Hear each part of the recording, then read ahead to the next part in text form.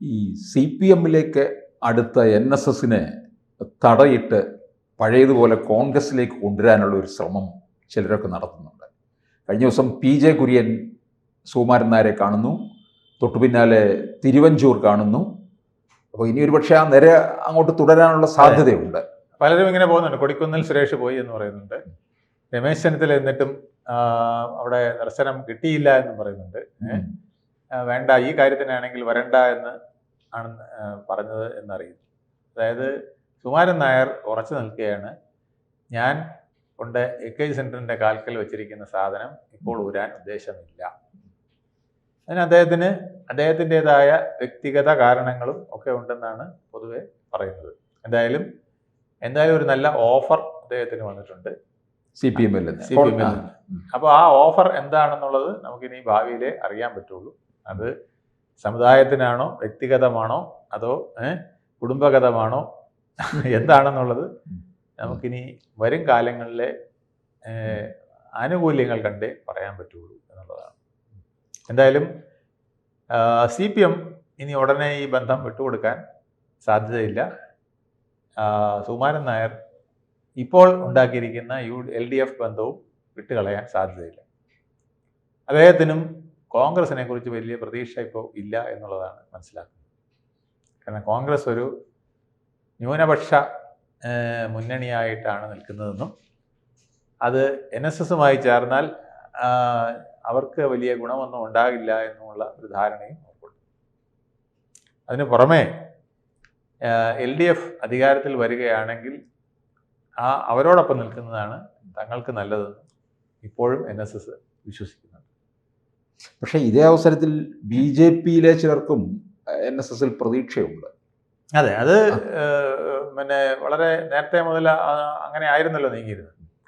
അത് അവരെ ഞെട്ടിച്ചിട്ടുണ്ട്. NSSന്റെ പിന്മാറ്റം, ഔദ്യോഗികമായ പിന്മാറ്റം എന്തൊക്കെ മാറ്റം വരുത്തുമെന്നുള്ളത്. പക്ഷേ താഴെത്തട്ടിൽ ഇത് പൂർണ്ണമായും പ്രതിഫലിക്കില്ല എന്നുള്ളത് ഒരു വസ്തുതയാണ്. പല NSSന്റെ താഴെത്തട്ടിലുള്ള പ്രവർത്തകരും ഞങ്ങൾക്ക് ഇഷ്ടമുള്ളവർക്ക് വോട്ട് ചെയ്യും, അതിനകത്തൊന്നും ഒരു മാറ്റമില്ല എന്നുള്ളതാണ് പറയുന്നത്. BJPക്ക് വോട്ട് ചെയ്യുന്ന നിരവധി പേരുണ്ട്. പല NSS കരയോഗങ്ങളിലും BJPക്ക് വളരെ വലിയ സ്വാധീനമുണ്ട്. അവരൊക്കെ പുറമേ ഇപ്പോൾ സുകുമാരൻ നായരെ എതിർത്തില്ലെങ്കിലും തീർച്ചയായിട്ടും വോട്ട് അത്തരത്തിൽ പോയില്ല എന്നുള്ളതാണ് അറിയുന്നത്. അല്ല, എനിക്ക് തോന്നുന്നു ഈ ശരിക്കും പറഞ്ഞു കഴിഞ്ഞാൽ ഈ CPM-ന്റെ ഈ ഹൈന്ദവ പ്രേമത്തിന് BJPക്ക് ഒരു അങ്കലാപ്പില്ല ശരിക്കും പറഞ്ഞാൽ. ഉണ്ട്, തീർച്ചയായിട്ടും. CPM ആണല്ലോ ഇവിടുത്തെ ഏറ്റവും വലിയ ഹിന്ദു പാർട്ടി. അപ്പോൾ ആ അടിത്തറ കൂടി ഇളകിയില്ലെങ്കിൽ BJPക്ക് വളരാൻ കഴിയില്ല എന്നുള്ളൊരു ധാരണ അവർക്കുണ്ട്. BJP ഇപ്പോൾ പിടിച്ചിരിക്കുന്ന വോട്ടുകളിൽ ബഹുഭൂരിപക്ഷവും കോൺഗ്രസിൻ്റെ കൂടെ ഉണ്ടായിരുന്ന ഹിന്ദു വോട്ടുകളാണ്. CPM-ന്റെ കൂടെ ഉണ്ടായിരുന്ന വോട്ടുകളിൽ കുറച്ചേ ഇപ്പോൾ മാറ്റം വന്നുള്ളൂ. അത് കഴിഞ്ഞ കുറേ ദിവസങ്ങളിലായിട്ടുള്ള പഠനങ്ങളിലൂടെ അവർക്ക് CPM-ന് ബോധ്യമായി നമ്മുടെ വോട്ടും ഇളകി തുടങ്ങിയത്. അപ്പം അതുകൊണ്ടാണ് അവർ ഒരു U-ടേൺ അടിച്ച് അയ്യപ്പ വിശ്വാസത്തിൽ തുടങ്ങി മാതാമൃതാനന്ദമയിൽ വന്ന് അങ്ങനെ ഒരു ഹൈന്ദവ പ്രീണനമായിട്ട് തന്നെ അതിനെ എടുത്തുകൊണ്ട് വന്നിരിക്കുന്നത്. അപ്പോൾ ഹിന്ദുക്കൾ നമ്മളോടൊപ്പം നിൽക്കണം എന്നുള്ള ഒരു വാശി തന്നെ LDFനുണ്ട്, ശ്രീ പിണറായി വിജയനുണ്ട്. അതുതന്നെയാണ് ഇതിൽ നിന്ന് വ്യക്തമാകുന്നത്. കോൺഗ്രസിനാണെങ്കിൽ ഇത് വളരെയധികം ദോഷം ചെയ്യുകയും ചെയ്യും. കാരണം ന്യൂനപക്ഷങ്ങളുടെ വോട്ട് ഇനി എൻ ബ്ലോക്കായിട്ട് കിട്ടിയാൽ പോലും അവർക്ക് ഒരു 50 സീറ്റിനപ്പുറം കടന്നു വരാൻ കഴിയില്ല. അതിന് നായരുടെയും ഈഴവരുടെയും വോട്ട് വളരെ പ്രധാനപ്പെട്ടതാണ്. ഈ നായരും ഈഴവരുടെയും വോട്ട് പോകുന്നതിനോടൊപ്പം KPMSും അത്തരത്തിലൊരു നിലപാടെടുക്കാനേ സാധ്യതയുള്ളൂ. LDFന് ചിലപ്പോൾ ഒരു ചെറിയ സപ്പോർട്ടായിട്ട് നിൽക്കാനാണ് സാധ്യത എന്നാണ് അറിയുന്നത്. അപ്പം അങ്ങനെയൊക്കെ വന്നു കഴിഞ്ഞാൽ പിന്നെ കോൺഗ്രസിനെ സംബന്ധിച്ചിടത്തോളം ന്യൂനപക്ഷ വോട്ടുകൾ മാത്രം വെച്ചിട്ട് ഒരു ഭരണം പിടിക്കുക അസാധ്യമാകും. അവരുടെ ആ ഭരണം എന്നുള്ള മോഹത്തിന് വിലങ്ങുതടിയാകും. ഒരു മൂന്നാം ഊഴത്തിന് LDFന് അവസരം വരുമെന്നുള്ളതാണ് ഇപ്പോൾ പലരും പ്രതീക്ഷിക്കുന്നത്.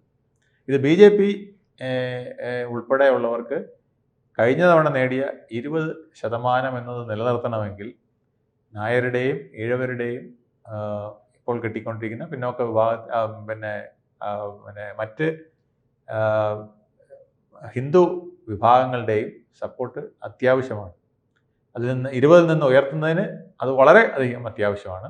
ഇപ്പോൾ പ്രത്യേകിച്ച് നായരുടെ ഒരു മെജോറിറ്റി വോട്ട് എപ്പോഴും പിന്നെ BJPക്കാണ് കിട്ടിക്കൊണ്ടിരുന്നത്. SNDP ഉണ്ടെങ്കിലും ഇല്ലെങ്കിലും സപ്പോർട്ട് കൊടുത്തില്ലെങ്കിലും നായർ വോട്ടുകളിൽ വലിയൊരു ഭാഗം കുറേ വർഷങ്ങളായിട്ട് 2-3 ഇലക്ഷനായിട്ട് തുടർച്ചയായിട്ട് BJPക്ക് കിട്ടിക്കൊണ്ടിരിക്കുകയായിരുന്നു. പിന്നെ ഇഴ വോട്ടുകളും കൂടി ഇപ്പോൾ കിട്ടാൻ തുടങ്ങിയപ്പോഴാണ് 20% എത്തി നിൽക്കുന്നത്. അത് അവർക്ക് പിടിച്ചു നിർത്താൻ കഴിഞ്ഞില്ലെങ്കിൽ ഈ 20% പോലും എത്താൻ പറ്റില്ല. അത് കഴിഞ്ഞ് മുന്നോട്ട് പോകേണ്ടതിന് ശരിക്കും പറഞ്ഞാൽ പൂർണ്ണമായും ഒരു നായർ ഈഴവ ഐക്യവും മറ്റ് ഹിന്ദു വിഭാഗങ്ങളുടെ ഒരു കൂട്ടായ്മയും ആണ് അവർ പ്രതീക്ഷിച്ചിരുന്നത്. ഈ വികസനമൊക്കെ പറയുന്നെങ്കിലും അതിനേക്കാൾ അതൊരു മേൻപൊടി മാത്രമാണ്. അതിൻ്റെ കീഴ്ഭാഗത്ത് ശക്തിപ്പെടുത്തി നിൽക്കേണ്ടത് ഈ ഒരു ഹിന്ദു ഐക്യമാണെന്നുള്ളത് BJPയുടെ ഒരു പ്രധാന കാര്യമാണ്. അതുപോലെ തന്നെ കോൺഗ്രസിനെ സംബന്ധിച്ചിടത്തോളം SNDP എന്ന് പറയുന്നത് ഇപ്പോൾ വെള്ളാപ്പള്ളി നടേശനുമായിട്ട് സതീശൻ ഉണ്ടാക്കിയിരിക്കുന്ന വാഗ്വാദങ്ങളും പ്രശ്നങ്ങളും കാരണം അവർക്ക് വലിയ സാധ്യത ഇല്ലാതെ നിൽക്കുകയാണ്. SNDPയുടെ കാര്യത്തിൽ ഇഴ വോട്ടുകൾ എത്രയധികം നേടാൻ കഴിയുമെന്നുള്ള കാര്യത്തിൽ അവർക്ക് സംശയമാണ്. അപ്പോൾ ഏതാണ്ട് പ്രതീക്ഷ ഉണ്ടായിരുന്നത് NSSലാണ്. കാലാകാലങ്ങളിൽ UDFൻ്റെ ഭാഗമായി കൂടുതൽ നിന്നിരുന്നത് NSS ആണ്. ആ NSSൻ്റെ വോട്ടെങ്കിലും അവർക്ക് കിട്ടുമെന്ന് പ്രതീക്ഷിച്ചിരുന്നു. അതുകൊണ്ടാണ് ഇപ്പോൾ അവർ പിന്നാമ്പുറത്തിലൂടെ NSSനെ സ്വാധീനിക്കാൻ നോക്കുന്നത്. ഇനി അടുത്ത ഘട്ടം അവർക്ക് ചെയ്യാൻ കഴിയുന്നത് താഴെത്തട്ടിലുള്ള പ്രവർത്തകരിൽ കൂടുതൽ ആ ബന്ധം സ്ഥാപിച്ചുകൊണ്ട് അവരോട് പൂർണ്ണമായും ഇങ്ങനെ നിൽക്കരുത് എന്ന് പറയാനുള്ളതാണ് അവിടുത്തെ സ്ട്രാറ്റജി എന്നാണ് അറിയുന്നത്.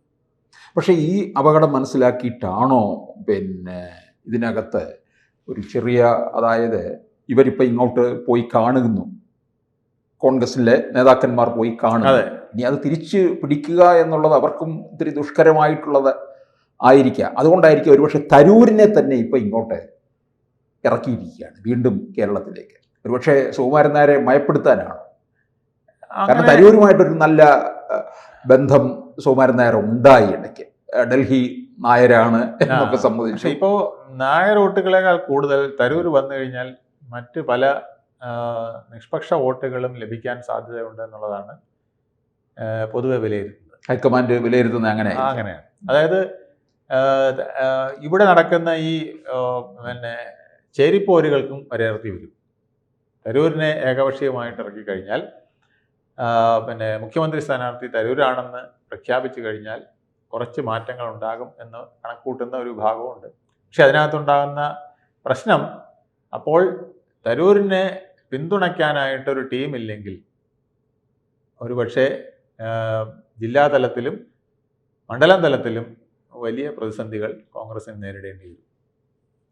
തരൂർ ഒറ്റയ്ക്ക് മുഖ്യമന്ത്രി സ്ഥാനാർത്ഥിയായിട്ട് വന്നാൽ പോലും അദ്ദേഹത്തിന് KPCCയുടെയും ജില്ലാ DCCകളുടെയും അതുപോലെ തന്നെ മണ്ഡലത്തിൻ്റെയും പിന്തുണ വളരെ നിർണായകമാണ്. ഇന്ന് VD സതീശന് കിട്ടിയിരിക്കുന്ന ഗുണം അതാണ്. ജില്ലകളിൽ ഒരുവിധം നല്ല പിടിമുറുക്കിയിട്ടുണ്ട്. മണ്ഡലങ്ങളിലും അദ്ദേഹത്തിന് സ്വാധീനം നല്ല രീതിയിലുണ്ട്. ഈ പ്രത്യേകിച്ച് യുവാക്കളുടെ ഇടയിൽ, യൂത്ത് കോൺഗ്രസിൻ്റെ യുവാക്കൾക്കിടയിലൊക്കെ ഇപ്പം പ്രതിസന്ധികൾ വന്നുകൊണ്ട് കുറച്ച് മങ്ങലായിട്ടുണ്ടെങ്കിൽ പോലും അദ്ദേഹത്തിന് വലിയ സ്വാധീനം നിലനിൽപ്പുണ്ട് എന്നുള്ളതാണ് മറ്റ് പല കോൺഗ്രസ്സുകാരെ അപേക്ഷിച്ച്. അതുകൊണ്ടാണ് VD സതീശനെ വെട്ടാനായിട്ട് മറ്റു പല നേതാക്കളും മുന്നിട്ടിറങ്ങുന്നത്. പക്ഷെ തരൂരിന് എതിർപ്പുണ്ടാവും കോൺഗ്രസിനകത്ത്, നമ്മൾ കാണുന്നതല്ലേ. പാർലമെന്റ് MP സ്ഥാനത്തേക്ക് മത്സരിക്കുമ്പോൾ പോലും. അതെ അത് ഒരു പരിധിവരെ അദ്ദേഹത്തിന് എതിർപ്പ് വരും. തരൂരിനെ അങ്ങനെ പെട്ടെന്ന് കോൺഗ്രസ്സുകാർ ഉൾക്കൊള്ളത്തില്ല. തിരുവനന്തപുരത്ത് പോലും അദ്ദേഹം ഇലക്ഷന് നിന്നപ്പോൾ അദ്ദേഹത്തിൻ്റെതായ ഒരു മെഷീനറി ഉണ്ടാക്കുകയാണ് ചെയ്തത്. അതെ, അദ്ദേഹത്തിന്റെ കോൺഗ്രസ്സുകാർ ഒന്നുമില്ലാതെ താഴെത്തട്ടിലുള്ള കോൺഗ്രസ്സുകാരെ വിശ്വസ്തയിലെടുത്തുകൊണ്ട് ഡയറക്റ്റായിട്ട് അവർക്ക് പണം എത്തിച്ചുകൊണ്ട് അവരെ കൊണ്ട് പോസ്റ്ററും ചുവരെഴുത്തുമൊക്കെ നടത്തിക്കൊണ്ട് പ്രചരണങ്ങൾ നടത്തി തരൂരിൻ്റെതായ ഒരു സെറ്റപ്പുമായിട്ട് അദ്ദേഹം ഇലക്ഷൻ പ്രചരണമാണ് നടത്തിയിരുന്നത്. DCC ഉണ്ട്, മണ്ഡലം കമ്മിറ്റികളുണ്ട് എന്നൊക്കെ ഉള്ളത് ശരി തന്നെയാണ്. ബ്ലോക്ക് കമ്മിറ്റികളൊക്കെ ഉണ്ടെങ്കിലും അതിനെ ഒന്ന് ചലനാത്മകമാക്കുന്നതിന്, അതിനെ സജീവമാക്കുന്നതിന് ഒരു പാരലൽ സംവിധാനവും കൂടെ ശശി തരൂർ തിരുവനന്തപുരത്ത് നിന്ന് കൊണ്ടുപോയിരുന്നു എന്നുള്ളത് വ്യക്തമാണ്. പക്ഷെ അത് ഈ 140 മണ്ഡലത്തിലും അങ്ങനെ പെട്ടെന്ന് ഇത്തരത്തിലൊരു സംവിധാനം നടത്തുന്നതിന് കഴിയില്ല. 140 മണ്ഡലവും വേണ്ട, കാരണം കുറച്ച് ലീഗുകാരുണ്ട്, പിന്നെ ക്രിസ്ത്യൻ ഒരു വിഭാഗമുണ്ട്. മേഖലയുണ്ട്. പിന്നെ തരൂരിനുള്ളൊരു ഗുണം അവിടെയാണ്. അതായത് ഹിന്ദു വോട്ടുകളിൽ പിന്നെ കുറച്ച് തരൂരിന് പ്രത്യേകിച്ച് യുവാക്കൾ, സ്ത്രീകൾ, പിന്നെ അങ്ങനെയൊക്കെയുള്ള പിന്നെ വികസനത്തിന് താല്പര്യമുള്ളതെന്ന് പറയുന്ന കുറേ ചെറുപ്പക്കാരുമൊക്കെ ഒരു പക്ഷേ തരൂരിന് കൂടുതൽ പിന്തുണയായിട്ട് കിട്ടിയേക്കാം. അതോടൊപ്പം ക്രിസ്ത്യൻ മുസ്ലിം ലോബികളിൽ തരൂരിന് വലിയ വിശ്വാസ്യത ഉണ്ടായാൽ അത് വിജയിക്കാനും സാധ്യതയുണ്ട്. പഴയ അദ്ദേഹത്തിൻ്റെ പലസ്തീൻ പ്രസ്താവനകളൊക്കെ ഏതാണ്ട് മറന്നിട്ടുണ്ട് പലരും. അതുകൊണ്ട് അല്ലെങ്കിൽ ഹമാസ് പ്രസ്താവനകൾ, പലസ്തീനല്ല ഹമാസ് പ്രസ്താവനകളും ഒക്കെ ആൾക്കാർ ഏകദേശം മറന്നിരിക്കുകയാണ്. അപ്പോൾ ഒരു പക്ഷേ പിന്നെ മുസ്ലിം ലീഗിൻ്റെ പിന്തുണയും തരൂരിന് കിട്ടുകയാണെങ്കിൽ, പഴയ മനോരമ അടക്കമുള്ളവരുടെ ഒരു മുദ്രാവാക്യമായിരുന്നു ഈ തരൂരിനെ കൊണ്ടുവന്ന് മുഖ്യമന്ത്രിയാക്കുന്നതിനുള്ള ഒരു നീക്കം എന്നുള്ളത്. അത് വരുമോ വരില്ലയോ എന്നുള്ളത് ഹൈക്കമാൻഡാണ് തീരുമാനിക്കേണ്ടത്. കാരണം ഇവിടുത്തെ ആൾക്കാർ ഒരു കാരണവശാലും അതിനെ അനുകൂലിക്കില്ല.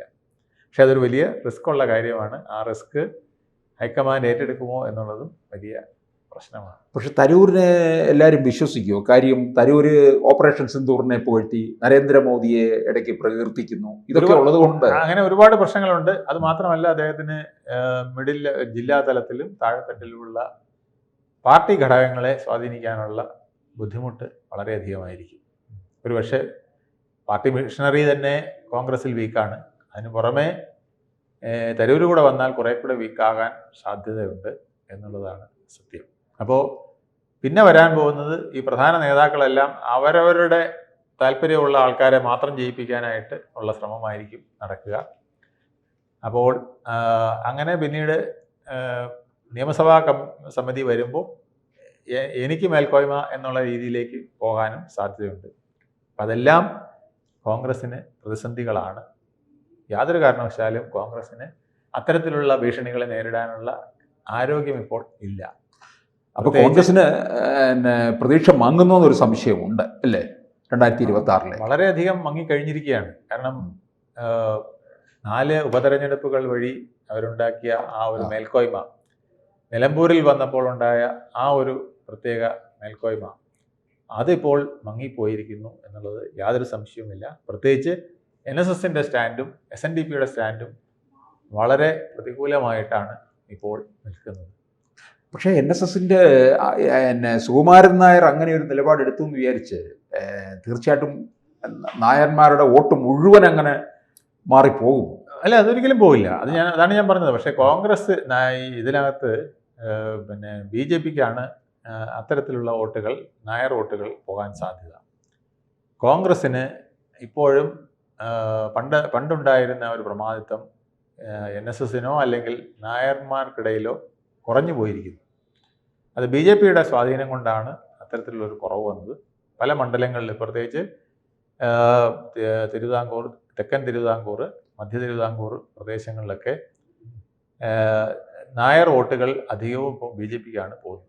ആ ഒരു പോരായ്മ കോൺഗ്രസ്സിന് വളരെയധികം അറിയാം. അത് പരിഹരിക്കുക NSS വഴിയായിരിക്കണമെന്നാണ് അവർ കരുതിയിരുന്നത്. പക്ഷേ അതും ഇപ്പോൾ അസ്ഥാനത്തായിരിക്കുകയാണ്.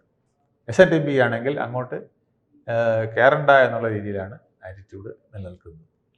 ഇതെല്ലാം കോൺഗ്രസ്സിന് വരും ദിവസങ്ങളിൽ കൂടുതൽ പ്രതിസന്ധിക്ക് കാരണമാക്കും. ഓക്കെ. കൂടുതൽ വാർത്തകളും വിശേഷങ്ങളും നിങ്ങളിലേക്ക് എത്താൻ ABC മലയാളം സബ്സ്ക്രൈബ് ചെയ്യുക, ബെൽ ബട്ടണും അമർത്തുക.